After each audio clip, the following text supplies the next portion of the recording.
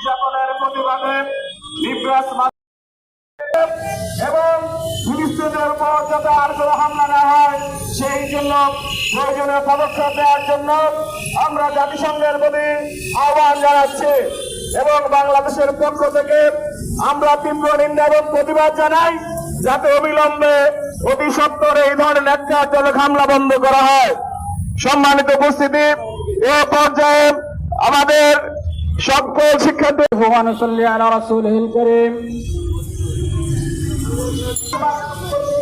মানববন্ধনের সম্মানিত সভাপতি ইদ্রাস মাদ্রাসার সুযোগ্য প্রিন্সিপাল মহতারাম